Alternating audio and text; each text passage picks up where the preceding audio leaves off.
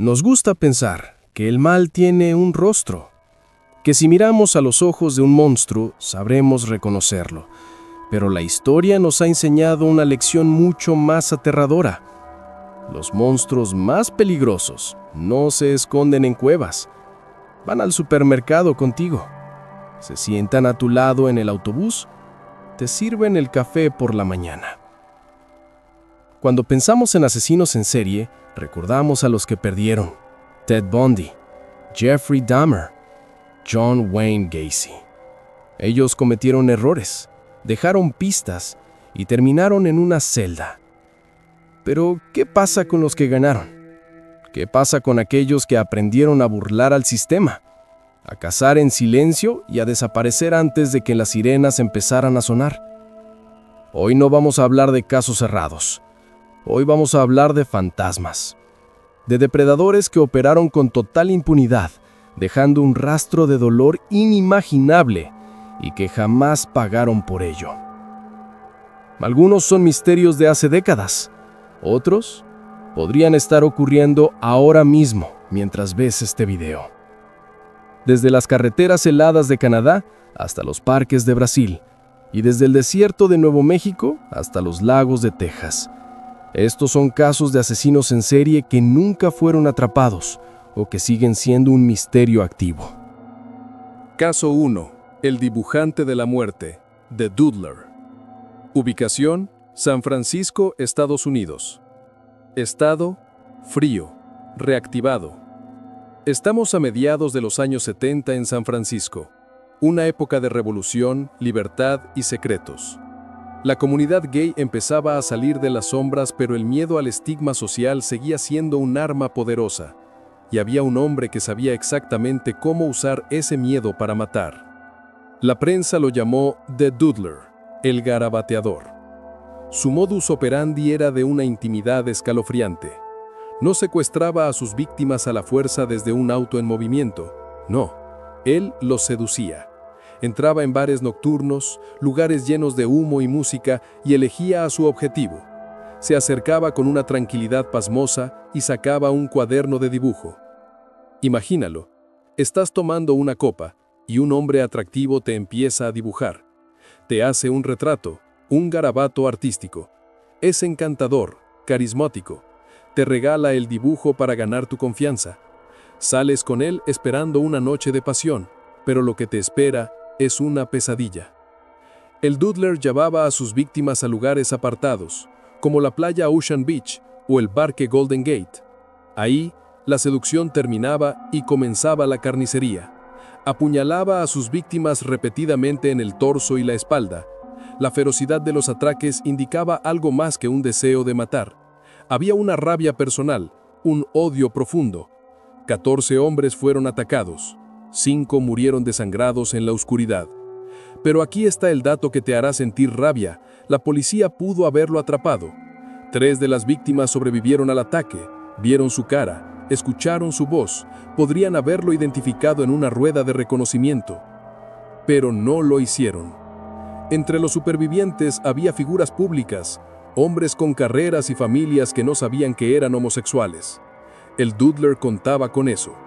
Sabía que el miedo a salir del armario en 1975 era para ellos peor que el miedo a morir. Se negaron a testificar. El asesino quedó libre gracias al silencio de sus propias víctimas. El principal sospechoso interrogado en aquella época nunca fue juzgado. Hoy, la policía de San Francisco ha liberado bocetos de cómo se vería este hombre hoy en día, porque existe una posibilidad real de que el hombre que dibujaba a sus víctimas antes de matarlas siga vivo, siendo un anciano que pasea por los mismos parques donde una vez cazó. Caso 2. El maníaco del arco iris. Ubicación: Sao Paulo, Brasil. Estado: sin resolver e impune. Viajamos ahora al sur, a una de las metrópolis más grandes del mundo, Sao Paulo. En la zona de Carapicuíba existe un lugar llamado Parque Paturís.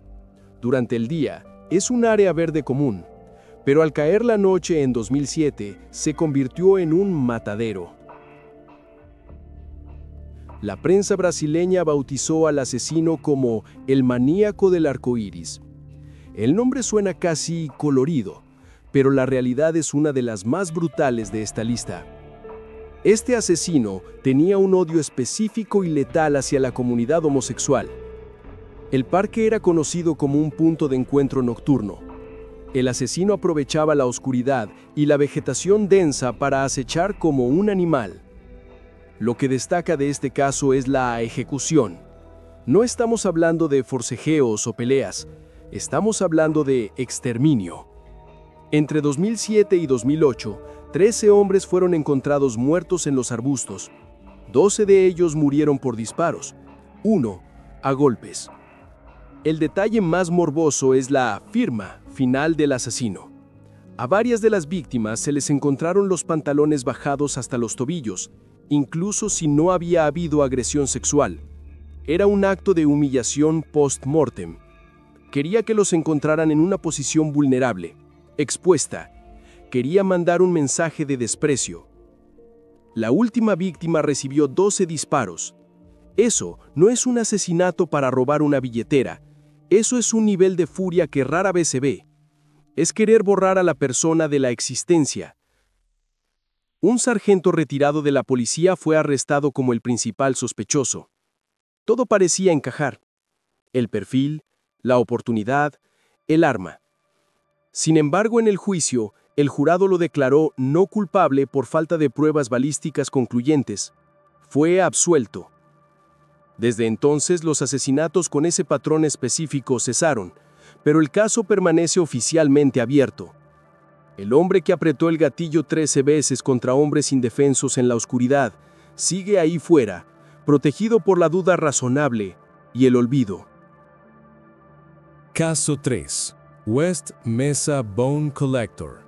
Ubicación: Albuquerque, Nuevo México.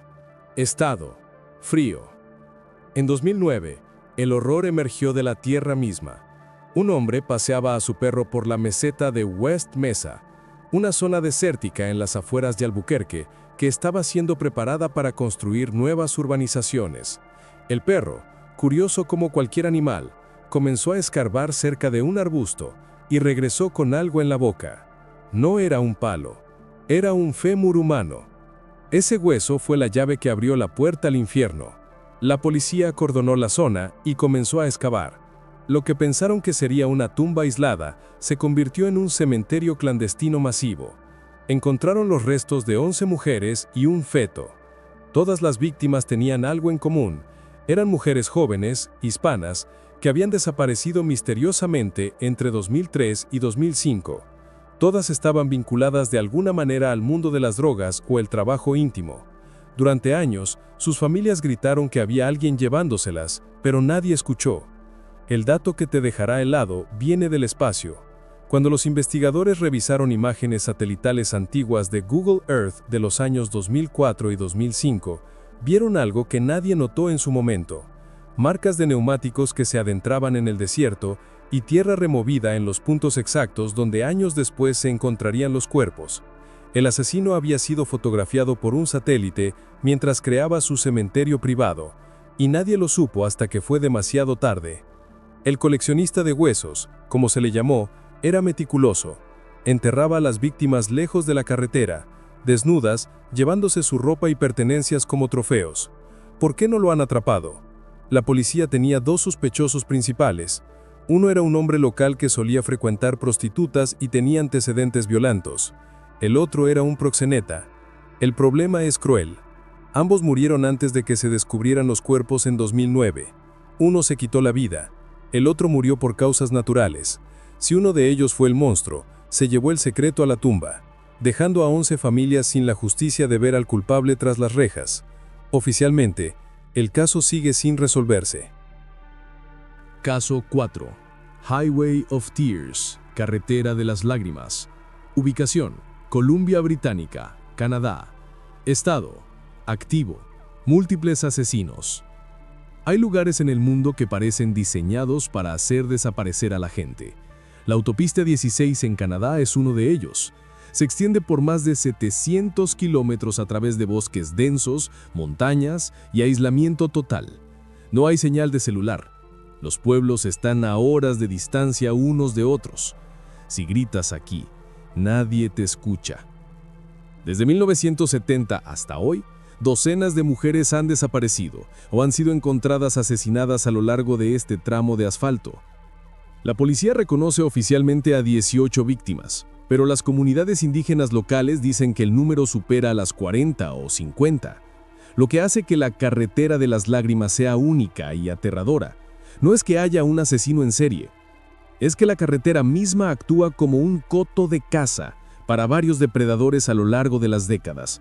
Es una zona de muerte perfecta. El patrón es desgarradoramente simple. Muchas de las víctimas son mujeres indígenas jóvenes, a menudo haciendo autostop porque no hay transporte público en la zona. Se suben a un vehículo buscando llegar a casa y nunca más se las vuelve a ver. El horror aquí es la soledad de la muerte. Algunas víctimas fueron encontradas a kilómetros de la carretera, en caminos forestales donde solo los cazadores o los madereros entran. Fueron desechadas como si no valieran nada. Uno de los asesinos, Bobby Jack Fowler, fue identificado años después de su muerte gracias al ADN, pero él solo es responsable de una fracción de los casos. Lo más inquietante es que las desapariciones no se detuvieron en los 70 o los 90. Siguen ocurriendo. En años recientes, siguen apareciendo alertas de mujeres vistas por última vez en la autopista 16. Hay depredadores que saben que, en esa carretera, la policía tarda horas en llegar y la nieve borra las huellas en minutos. Para ellos, la autopista 16 no es un camino, es un supermercado de víctimas, donde nunca hay testigos. Caso 5. Las mujeres de Portland. Ubicación: Oregón, Estados Unidos. Estado: reciente. Resolución parcial. Saltamos al presente, al año 2023. Mientras el mundo discutía sobre inteligencia artificial y política, en Portland, Oregón, algo oscuro estaba ocurriendo en los bosques que rodean la ciudad. En un lapso de apenas 3 meses, entre febrero y mayo de 2023, aparecieron los cuerpos de 4 mujeres jóvenes: Kristen, Charity, Bridget y Ashley. Todas fueron encontradas en áreas boscosas o rurales, a menos de 100 millas unas de otras. La comunidad entró en pánico. Las redes sociales ardían con la teoría de un asesino en serie activo. La policía inicialmente pidió calma, diciendo que no había conexión. Pero el público no es tonto. Las víctimas compartían características, y la forma en que fueron dejadas a la intemperie era demasiado similar. El detalle morboso aquí es la rapidez. A diferencia de asesinos antiguos que dejaban pasar meses de enfriamiento entre crímenes, quienquiera que estuviera haciendo esto estaba en un frenesí. Estaba cazando rápido. Finalmente la presión y la evidencia hablaron. La policía identificó a una persona de interés: Jesse Lee Calhoun, un hombre que había sido liberado de prisión anticipadamente por una conmutación de pena. Aunque Calhoun ha sido acusado formalmente en 2024 por 3 de estas muertes, el caso nos dejó una lección escalofriante. Los asesinos en serie no son cosa del pasado. Mientras tú dormías tranquilo en 2023, había mujeres siendo arrastradas a los bosques de Portland. El mal no descansa, solo cambia de rostro. Caso 6. El estrangulador de Chicago. Ubicación: Chicago, Estados Unidos. Estado: activo, crítico. Y llegamos al caso más grande, más preocupante y más real de todos. Si los casos anteriores te asustaron, este debería indignarte. En Chicago, desde el año 2001 hasta hoy, más de 50 mujeres han sido estranguladas y sus cuerpos arrojados en edificios abandonados, contenedores de basura o callejones traseros. 50 mujeres. Piensa en ese número. Es un autobús lleno de personas. Durante años, la policía trató estos casos como eventos aislados. Riesgos del estilo de vida, decían. Pero entonces llegó Thomas Hargrove, un analista de datos que fundó el Murder Accountability Project. Él no usó huellas dactilares, usó algoritmos. Alimentó una computadora con los datos de homicidios de Chicago y la máquina arrojó una alerta roja brillante. Detectó un patrón estadísticamente imposible. La probabilidad de que 50 mujeres sean estranguladas y desechadas de la misma forma en la misma zona por 50 asesinos diferentes es prácticamente cero. El detalle más atroz de este asesino, o asesinos, es su método de limpieza forense. En muchos casos, después de estrangular a la víctima con sus propias manos, el método más personal de matar, el asesino prende fuego al cuerpo, pero no un gran incendio, solo lo suficiente para quemar la ropa y la piel superficial, destruyendo el ADN que pudo haber quedado por el contacto. Es un método cruel, calculado y eficiente. Deja a la familia no solo con la pérdida, sino con la imposibilidad de reconocer a su ser querido. La policía de Chicago finalmente tuvo que admitir la posibilidad. Crearon un grupo de trabajo especial, pero hasta el día de hoy no hay un nombre, no hay un rostro. Lo que hace que este caso sea el más terrorífico de nuestra lista es que el asesino no se ha detenido, no está muerto, no está retirado. Los datos sugieren que sigue activo. Alguien en Chicago se levanta todos los días, va a trabajar, saluda a sus vecinos y guarda el secreto de haber matado a 50 personas. Y nadie sabe quién es.